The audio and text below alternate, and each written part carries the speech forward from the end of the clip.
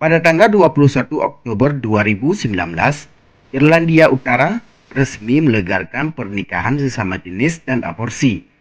Dilansir BBC, pernikahan sesama jenis pertama dilakukan di Irlandia Utara pada Februari 2020. Selain Irlandia Utara, terdapat negara-negara lain yang melegalkan pernikahan sesama jenis, seperti Belanda yang menjadi negara Eropa pertama yang melegalkan pernikahan sesama jenis sejak 21 April 2001. Pernikahan sesama jenis merupakan topik perbincangan yang banyak menuai pertentangan selama bertahun-tahun. Orang-orang di seluruh dunia berselisih paham mengenai pendapat ini. Organisasi keagamaan mengklaim hal ini akan menghancurkan kesucian pernikahan.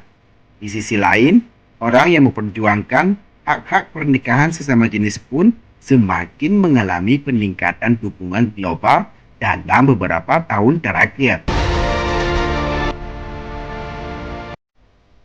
Pendukung pernikahan sesama jenis mengatakan hubungan dan pernikahan bagi dua orang yang berjenis kelamin sama adalah hal yang wajar dan normal.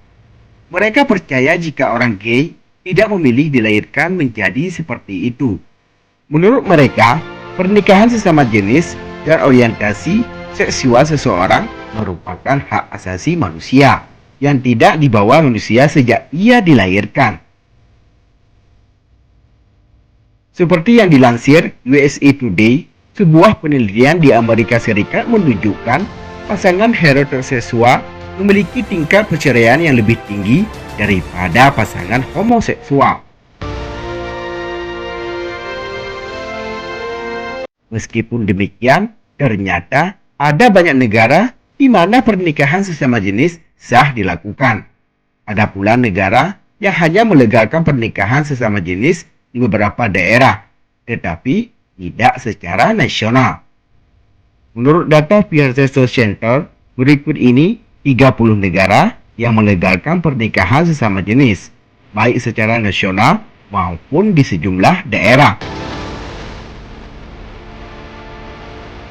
Sebelum lebih lanjut, tekan dulu subscribe dan tombol loncengnya juga ya guys, agar kamu gak ketinggalan informasi menarik lainnya dari Info Warganet.